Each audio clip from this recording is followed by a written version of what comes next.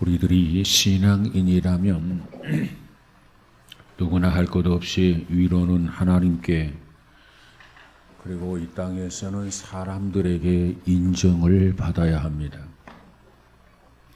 더군다나 교회 직분자라고 한다면 하나님과 사람 앞에 당연히 인정받는 그러한 직분자가 되어야 합니다. 이처럼 우리 모두가 하나님과 사람 앞에 인정을 받아야 하겠기에 오늘의 이 말씀을 통해서 백부장의 믿음을 좀 살펴보고자 합니다. 철학자 칸트는 그런 말을 했습니다. 내가 누구냐라고 하는 이 질문에 주관적인 나보다도 객관적인 다른 사람의 평가 기준에 의해서 나를 평가할 때 올바른 나를 발견할 수 있다, 이렇게 얘기했습니다. 좀 말이 깁니다만은 이 말을 정리하면 이렇습니다. 내가 나를 평가하는 것보다도 다른 사람이 나를 평가하는 것이 더 정확하다, 그 얘기입니다. 물론 사람마다 평가의 기준이 조금씩 다르기 때문에 다른 사람의 평가라 할지라도 다 정확한 것은 아닙니다. 인간에게는 누구나 다 일장일단이 있기 때문에 어떤 한 사람은 그 사람을 좋다고 말할 수 있는가 하면 또 다른 사람은 그 사람을 그저 좋지 않다, 이렇게 평가할 수도 있는 일입니다. 요한 웨슬레 목사님은 이런 말을 했습니다. 인간은 완전을 위하여 날마다 노력하는 그런 성화의 과정에 있는 것이지 완전히 성화된 완전한 인간은 없다, 그런 말을 했습니다. 예수 그리스도 외에는 이 땅에 완전한 사람이 없기 때문에 모든 이에게 완전 무결한 평가를 받은 사람이 이 지구상에는 한 사람도 없습니다. 그저 노력하고 그저 힘쓰는 것이 인간의 삶이다, 이렇게 정리해 볼 수 있습니다. 그런가 하면 교회 성장학자 피터 와그너라고 하는 사람은 이런 말을 했어요. 목회자가 한 교회 성도들의 70% 이상의 지지를 받는다면 그는 대단히 성공한 목회자다. 사실 우리가 한 사람을 놓고 이렇다 저렇다고 평가하기란 어려운 일이지만 분명한 사실은 목회자라고 한다면 그래도 성도들에게 괜찮은 목사님이시다, 그저 좋은 목사님이라는 평가를 받아야 하고, 그리고 성도들이라면 직장에서나 사업장에 주위의 사람들로부터 이만한 사람은 그래도 괜찮은 사람이야, 이렇게 평가를 받아야 된다, 이렇게 와그너 목사님은 말씀하고 있습니다. 오늘 본문의 이 마태복음 8장에 보면 한 인물이 등장합니다. 그 인물이 누구냐면 백부장이라는 사람이에요. 그런데 10절에 가서 보니까 이 백부장은 이만한 믿음을 가진 사람이라는 겁니다. 이만한 믿음. 그가 뭘 얻었기에 이만한 믿음이라고 칭송하고 있느냐. 누가복음 7장 1절에서 10절에 가보면 유대인들의 장로들이 예수님에게 나와가지고 이 백부장이야말로 선하고 좋은 사람입니다, 그의 말을 들어주는 것이 옳다고 생각합니다, 이렇게 추천을 하고 있는 모습을 보게 됩니다. 다시 말하면 유대 장로들에게 이 백부장은 그저 신뢰와 인정을 받은 인물이라는 뜻입니다. 사실 당시 시대적인 상황을 본다면 로마 백부장은 어떤 사람들입니까? 유대인들의 증오의 대상이었습니다. 자, 그런데 증오의 대상이었음에도 불구하고 이 백부장은 유대인 장로들로부터 인정을 받았단 말이에요. 칭송을 받았단 말이에요. 그렇다면 도대체 이 백부장은 어떤 사람이었기에 이와 같이 인정을 받고 칭송을 받았는가? 오늘 본문을 통해서 세 가지만을 생각해 보려고 합니다. 먼저 오늘 본문의 백부장은 사람을 사랑할 줄 아는 사람이었습니다. 백부장이 하인의 병을 고쳐달라고 예수님을 찾아왔습니다. 사실 당시에는 예수님을 찾아온 사람들이 참으로 많이 있었습니다. 어떤 사람은 자기 자신의 질병을 가지고 주님을 찾아왔습니다. 고쳐주세요. 치료해 주세요. 이렇게 요구하는 사람들도 있었습니다.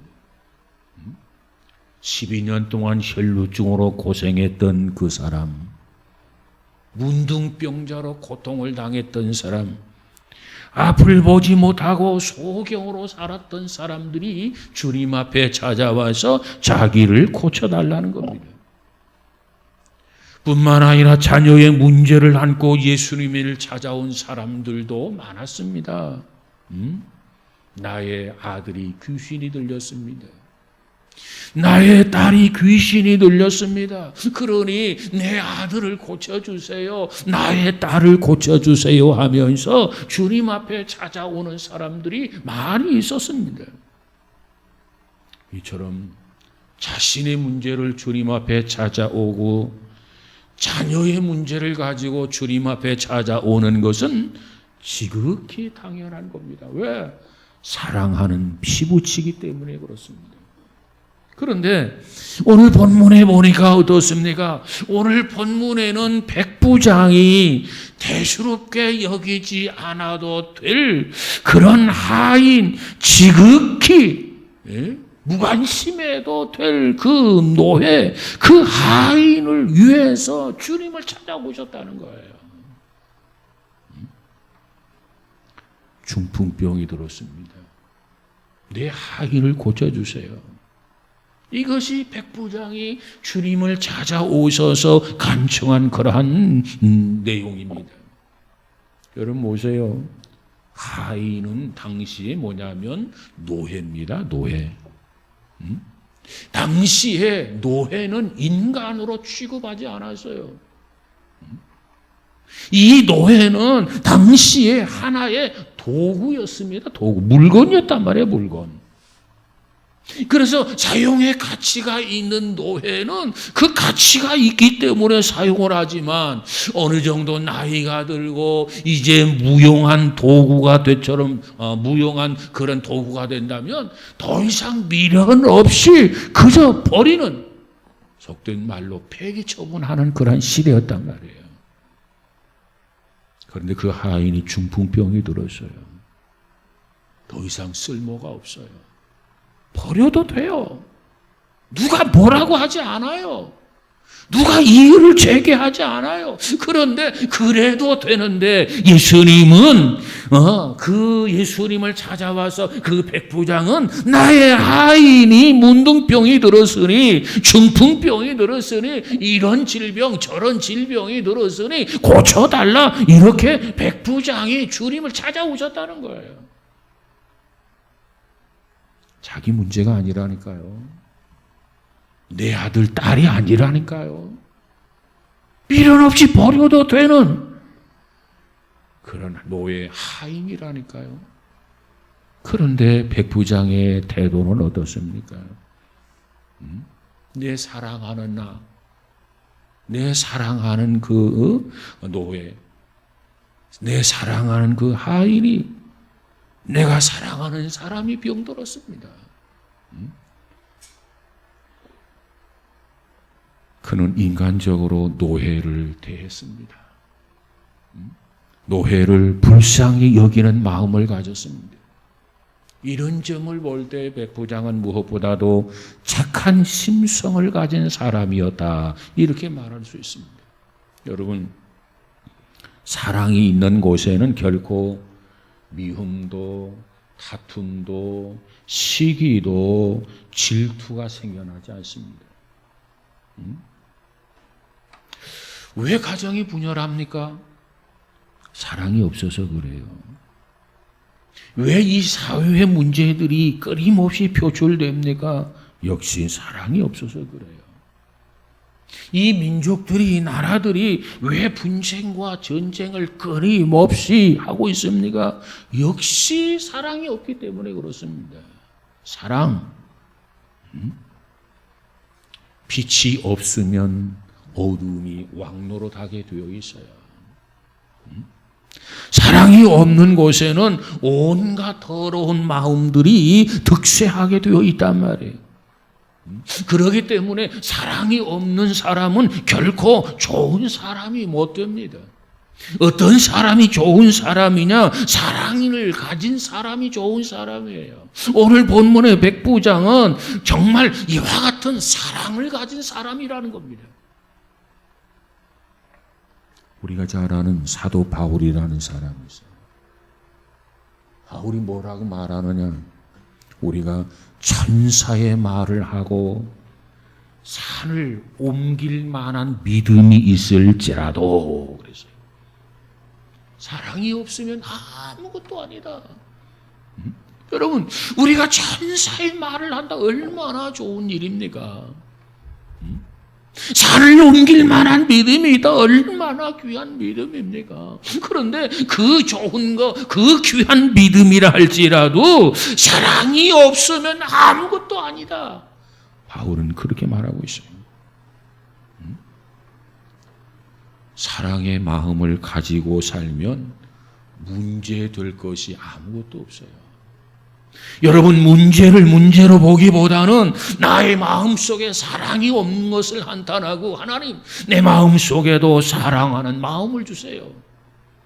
그렇게 기도해서 문제를 해결해 나가는 지혜로운 자가 되어지기를 주님의 이름으로 축복합니다. 이 백부장은 신분을 초월한 사랑을 가지고 있었어요. 만약에 아들이라면 당연히 사랑했지요. 딸이라면 당연히 사랑했지요. 그런데 하인이란 말이에요. 노예란 말이에요. 종이란 말이에요. 그런데도 사랑했어요. 이것이 하나님 앞에 인정받는 요인이요, 이웃에게 인정받는 그러한 요인이 되었던 겁니다. 여러분, 우리 모두에게도 이와 같은 사랑이 풍성해지기를 주님의 이름으로 축복합니다. 그 다음에 두 번째로 이 백부장은요, 겸손한 사람이었어요. 겸손한 사람. 로마의 백부장이면 우리나라의 계급으로 말하면 중대장급에 해당이 됩니다. 그런데 이 로마에서 백부장은 지금 우리나라의 중대장과는 비교가 되지 않는 권력을 쥐고 있는 사람이 백부장이었어요. 한 고을을 맡아서 치리를 하고 있단 말이에요. 오늘 본문에 보니까 가보나움이라고 하는 이 고을을 맡아서 치안을 책임진 사람이 누구냐? 이 백부장이었어요. 그런데 이 백부장이 예수님을 찾아와서 누구 때문에? 자기 종, 자기 노예, 자기 종과 같은 그와 같은 자의 이 질병 때문에 주님을 찾아와서 무릎 꿇고 하인의 병을 고쳐주기 원합니다. 이렇게 간청을 했단 말이에요. 그때 주님께서 그래, 집에 가자, 내가 고쳐주마, 이렇게 말씀합니다. 그때 그 하인이 뭐라고 말합니까? 그 백부장이, 주여, 저의 집에 오심을 나는 감당하지 못하겠습니다. 백부장은 무엇보다도 자기 자신이 죄인이고 자기 자신은 이방인이기 때문에 거룩하신 주님께서 자기의 집에 오심을 감당하지 못하겠나이다. 이것이 겸손한 마음의 백부장의 모습이었습니다. 여러분, 우리 그리스도인들 가운데 여러 가지 미덕이 있지만 그 중에서도 제일 중요한 미덕은 뭐냐면 바로 겸손이라는 겁니다. 겸손. 하나님께서는 겸손한 자에게 은혜를 주세요. 하나님은 겸손한 자에게 사랑을 주십니다. 하나님은 겸손한 자와 함께 하십니다. 하나님은 겸손한 자를 칭찬하십니다. 하나님은 겸손한 자를 축복하십니다. 우리에게 겸손할 것을 요구하고 계십니다. 사도 바울은 빌립보 교인들에게 편지하면서 2장 6절, 7절, 8절에 보니까 이렇게 말씀합니다. 그는 근본 하나님의 본체시나 하나님과 동등됨을 취할 것으로 여기지 아니하시고 오히려 자기를 비어 종의 형체를 가져 사람들과 같이 되었고 사람의 모양으로 나타나셨으며 자기를 낮추시고 죽기까지 복종하셨으니 곧 십자가에 죽으심이라. 예수님께서 이처럼 낮아지고 이처럼 겸손해졌다는 겁니다. 바울이 그것을 말해주고 있는 거예요. 6월절이 가까우는 어느 날 예수님께서는 수건을 두르시고 제자들의 발을 일일이 씻겨줍니다. 그때 베드로가 뭐라고 말합니까? 아니 선생님, 아니 제자가 스승인 선생님의 발을 씻겨드리는 것이 옳은 도리지, 아니 스승께서 선생님께서 어떻게 더러운 제자들의 발을 씻깁니까? 하고 거절을 했어. 그때 주님께서 뭐라고 말합니까? 베드로야, 내가 너의 더러운 발을 씻기지 아니하면 너와 나와는 스승과 제자도 아니다. 아무런 관계가 없는 그런 관계가 된다. 그때 베드로가 선생님 그렇다면 내 발만이 아니라 머리끝에서 발끝까지 씻겨 주십시오. 그래요. 그때 예수님이 뭐라고 말합니까? 야 베드로야, 한 번 목욕한 사람은 발만 씻으면 깨끗한 거야. 그러면 된 거야. 네? 여러분, 이처럼 예수님께서 제자들의 그 더럽고 냄새나는 발을 씻겨주셨어요. 이건 뭘 의미합니까? 겸손함을 의미하는 거예요. 바울은 이와 같이 빌립보 교인들에게 이 사건을 설명하면서 뭐라고 말합니까? 내가 그와 같은 그리스도를 본받은 것처럼 너희들은 나를 본받으라 그랬습니다. 너희들이 나를 본받는다면, 너희들이 나를 보고 나를 본받는다면 그것이 곧 주님을 보고 주님을 본받는 것이다. 이것이 바울의 메시지가 아닙니까? 지극히 높으신 자가 낮은 자의 발을 씻기신 겁니다.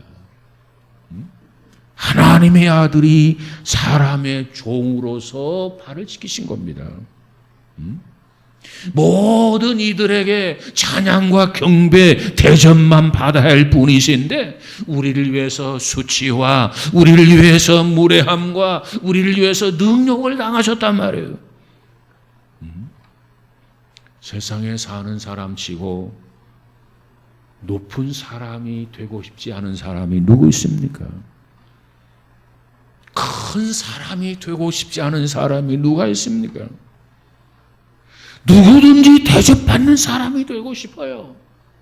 누구든지 권세 있는 사람이 되고 싶어요. 그런 욕망이 우리 안에 내재해 있습니다. 그러나 예수님을 본받으라는 거예요. 예수님은 하나님과 동등됨을 취하려 하지 아니하시고 당연히 동등하신데 그걸 취하려 하지 않았다는 겁니다. 오히려 자기를 비워 종의 몸이 되셨으며 죄인된 우리를 위하여 십자가를 지셨으니 우리도 주님 본받아서 겸손하게 누구든지 나를 따라오려거든 자기 십자가를 지라. 주님이 말씀한 대로 우리 모두가 겸손해서 주께서 맡겨주신 십자가를 지고 감당하는 우리 모두가 다 되어지기를 주님의 이름으로 축복합니다. 오늘 본문의 이 백부장을 보니까는 겸손의 향취가 나요. 야, 참 겸손한 사람이구나. 그렇다면 우리도 어디에 있든지 직장에 있든지 사업장에 있든지 많은 사람들에게 이 겸손의 향취를 풍길 수 있는, 그리스도인의 냄새를 풍길 수 있는 우리 모두가 다 되어지기를 주님의 이름으로 축복합니다. 러시아의 문호 톨스토이는 겸손에 대해서 이와 같이 이야기를 했습니다. 세상에 겸손한 사람보다 강한 사람은 없다. 겸손한 사람이 최고 강하다는 거예요. 겸손한 사람보다 강한 사람은 없다. 겸손한 사람은 자기 자신을 떠나서 하나님과 함께하기 때문이다. 그랬어요. 겸손하지 못하면 나라고 하는 자신이 드러나지만, 그러나 내가 겸손하면 나를 떠나서 하나님이 나와 함께 하신다는 거예요. 그렇기 때문에 겸손한 자보다 이 땅에 강한 사람은 그 어느 누구도 없다는 거예요. 여러분, 우리 모두가 겸손한 자가 되어서 믿음 안에 강한 자가 되시기를 주님의 이름으로 축복합니다. 안드루 모레이는 그런 말을 했어요. 그리스도인에게 있어서 첫째도 겸손, 둘째도 겸손, 셋째도 겸손이다. 그래야 그리스도인이다. 만약에 그가 겸손하지 못하다면 그런 그리스도인이 아니라고 그랬어요. 여러분 자신을 되돌아보고 과연 내가 겸손한 자인지, 그렇지 아니하다면 오늘 백부장처럼 겸손한 자가 되어져서 하나님 앞에 인정받고 사람 앞에 인정받는 우리 모두가 되어지기를 주님의 이름으로 축복합니다. 세 번째로 이 백부장은 어떤 사람이냐? 베푸는 사람이었다는 겁니다. 베푸는 사람. 그 당시 로마의 백부장들은 자기 자신이 가지고 있는 권력을 이용해서 착취하는 자들이었습니다. 착취. 피지배 민족인 유대인들을 향해서 그들이 가지고 있는 거 무엇이든지 착취해가지고 자기 상관에게 상납을 하면 인정을 받아요. 그리고 출세해요. 그렇기 때문에 악착같이 빼앗으려고 심썼던 것이 당시 백부장들의 행태였다는 겁니다. 그러니까 저들의 눈에는 유대인들이 무엇으로 보이느냐? 착취의 대상으로만 보인 거예요. 이것이 저들과 유대인들의 관계였습니다. 그런데 오늘 본문에 나오는 백부장은 어떠했느냐? 그러지를 않았다는 겁니다. 이 백부장은 유대인들에게서 빼앗고 착취하는 것이 아니라 오히려 자기의 재산을 가지고 구제를 하고 유대 회당을 건축해 주는 그런 행위인 거예요. 이게 백부장의 모습이에요. 다른 사람에 비해서 선을 많이 베풀었던 백부장. 그러니까 모든 사람에게 인정을 받고 칭찬을 받고 심지어는 유대 장로들에게 인정을 받은 사람이 오늘 본문의 백부장이었습니다. 여러분, 우리 기독교는 주는 종교요, 베푸는 종교입니다. 그래서 주는 자가 받는 자보다 복이 있다. 성경은 그렇게 말씀하고 있어요. 그래서 우리가 받은 은혜를 나누어 주고 받은 것을 베풀어 주고 우리가 이와 같은 마음, 너그러운 마음을 가지고 함께 나눌 때 하나님은 우리에게 은혜도 주시고 하나님은 우리에게 축복도 하시고 하나님은 우리에게 필요한 모든 것을 풍성하게 더더욱 누르고 흔들어서 채워주시는 것을 믿으시기 바랍니다. 그렇게만 살아간다면 누구 앞에서든 어디에서든 인정받을 수 있지 않겠습니까? 존경받을 수 있지 않겠습니까? 칭찬받을 수 있지 않겠습니까? 무엇이든지 움켜만 주려고 하지 말고 이제는 손을 펴서 나누고 베푸는 성도 우리 모두가 다 되어지기를 주님의 이름으로 축복합니다. 오늘 본문에 보니까 이 백부장은 이처럼 인정을 받았어요. 칭찬을 받았어요. 그래서 많은 사람들이 이만한 사람 참 대단한 사람이다. 이렇게 인정을 받고 칭찬을 받았지만, 그러나 그것보다 더 중요한 게 있어요. 그것은 바로 이만한 믿음을 처음 보았노라, 이런 칭찬입니다. 예수님께서 입이 딱 벌어져서요, 예수님이 깜짝 놀랐어요. 아니, 이런 사람도 있었구나. 뭐라고 말합니까? 이스라엘 중에서도 이만한 사람, 이만한 믿음을 가진 자를 내가 보지를 못했다. 이것이 예수님의 말씀입니다. 그렇다면 우리는 이 땅에 살아가면서 착한 거 좋아요. 성인 군자가 되는 거 좋아요. 그러나 그것보다 더 중요한 거, 이와 같은 귀한 믿음을 소유하는 저와 여러분 되시기를 주님의 이름으로 축복합니다. 우리에게 정말 필요한 것은 믿음이에요. 믿음이 필요해요. 백부장이 그처럼 간청을 하니까 주님께서 알았다. 무슨 말인가? 요청하는 것이 무엇인가? 간청하는 것이 무엇인가? 알았다. 내가 너희 집에 가서 고쳐주마. 그때 백부장은 고맙습니다. 춤을 추면서 앞장서서 예수님을 인도하는 것이 아마 당연한 그런 모습이 아니었겠나, 그렇게 보여집니다. 그런데 백부장의 모습을 보세요. 아닙니다. 정색을 하면서 아닙니다. 여기서 지금 말씀만 하옵소서. 다른 거 필요하지 않습니다. 말씀만 해주세요. 그러면 내 집에 있는 내 하인이 즉시 나을 것입니다. 이것이 백부장이 가지고 있는 그런 믿음이었습니다. 그러면서 예수님을 설득시키는데 뭐라고 말합니까? 나도 남의 수하에 있는 사람입니다. 내 아래도 군사가 있습니다. 이더러 가라면 가고 오라면 옵니다. 그리고 나에게도 내 종이 있는데 내 종도로 이것을 하라면 합니다. 그런데 선생님께서, 주님께서 이곳에 말씀만 하시면 되는 것이지 우리 집에 오실 수고까지 할 필요가 없습니다. 얼마나 대단한 믿음인지 몰라요.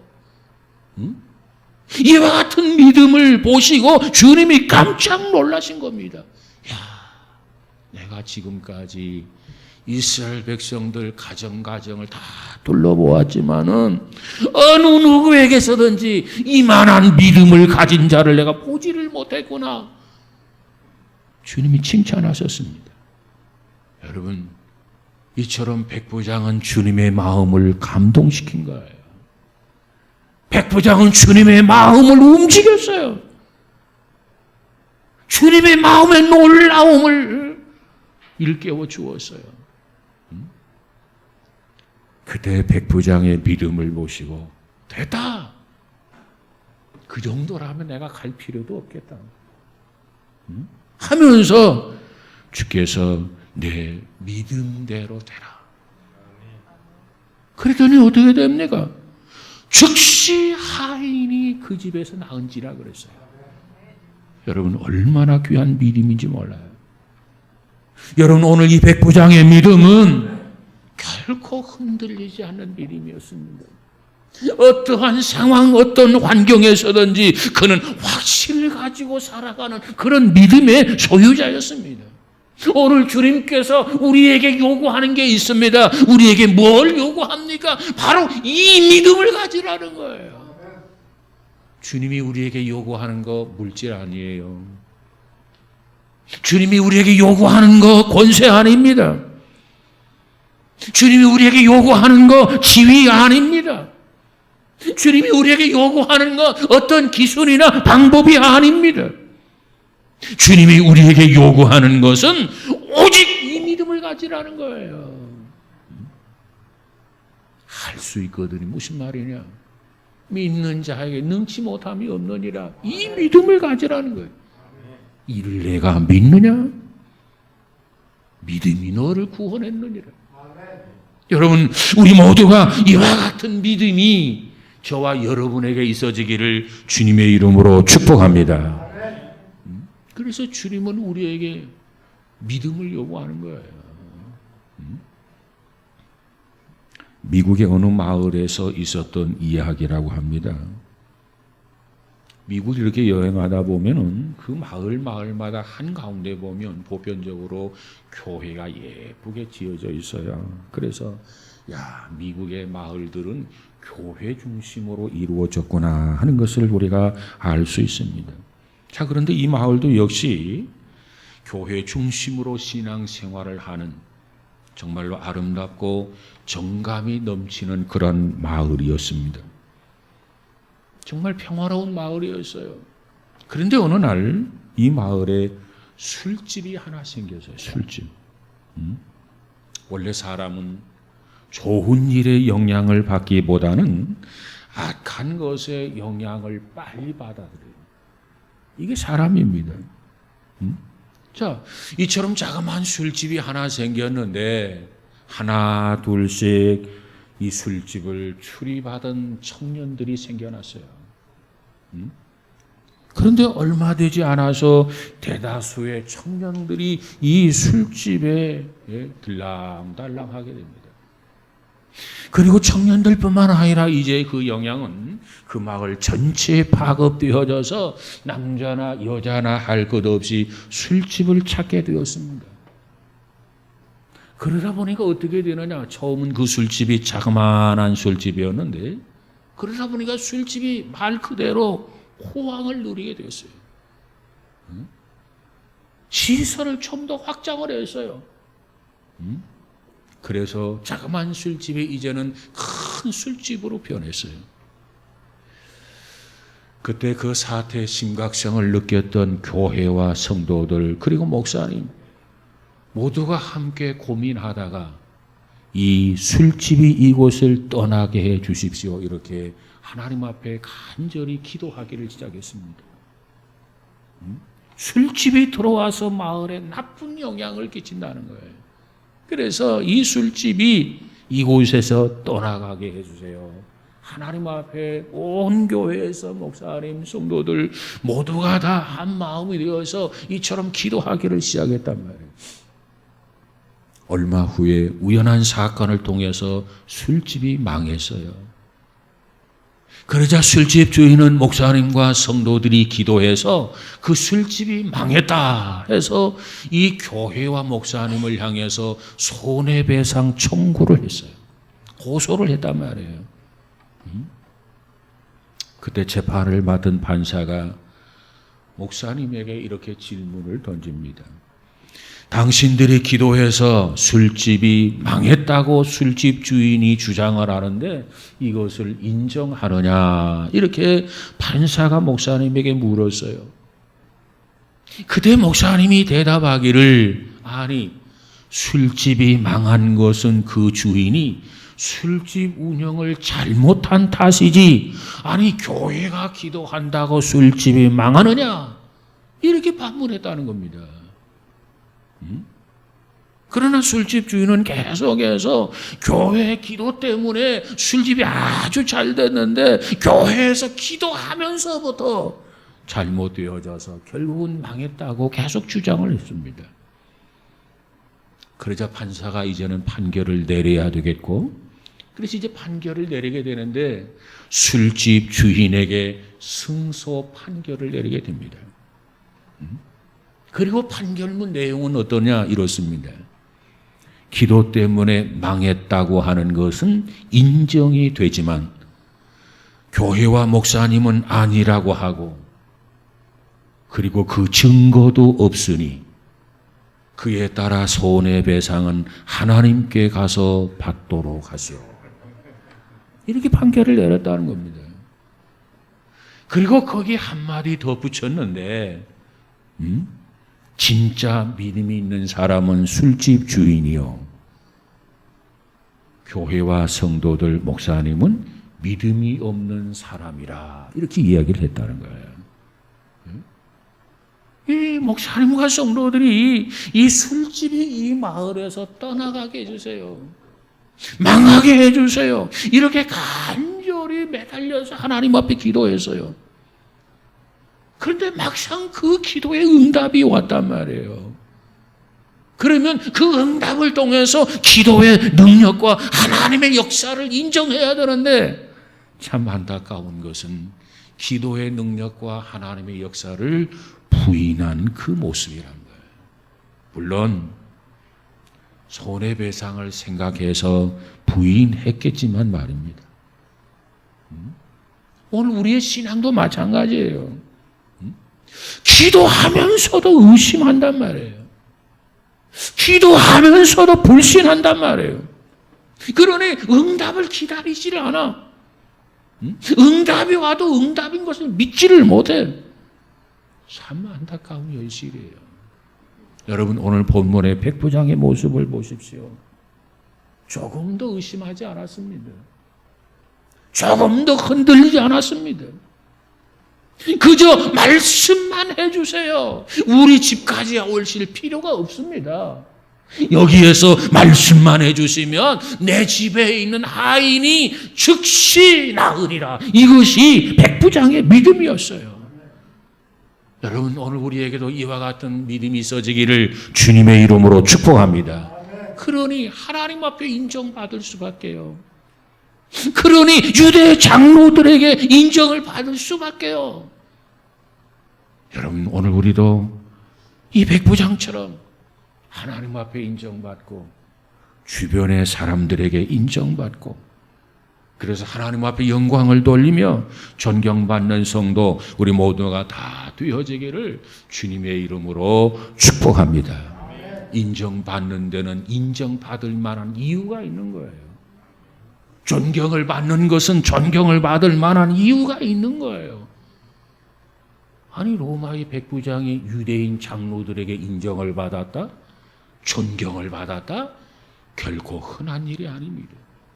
우리 모두가 백부장을 본받아서 하나님 앞에 그리고 주변의 사람들에게 인정을 받는 신앙의 열매가 풍성해지는 복 있는 성도 저와 여러분 되시기를 주님의 이름으로 축복합니다. 기도하십시다. 거룩하신 하나님, 감사합니다. 세상의 빛과 소금 되라 하셨는데 어찌 인정받지 못하고 소금의 역할을 할 수 있으며 또 빛의 역할을 할 수 있겠습니까? 특별히 백부장의 믿음을 본받아서 사랑할 줄 아는 믿음, 또 나눌 줄 아는 믿음, 겸손할 줄 아는 믿음, 그래서 무엇보다도 하나님 앞에 사랑받고 이웃들에게 인정받고 존경받는 복 있는 성도 우리 모두가 되어지게 하여 주옵소서. 예수님 이름으로 기도하옵나이다. 아멘.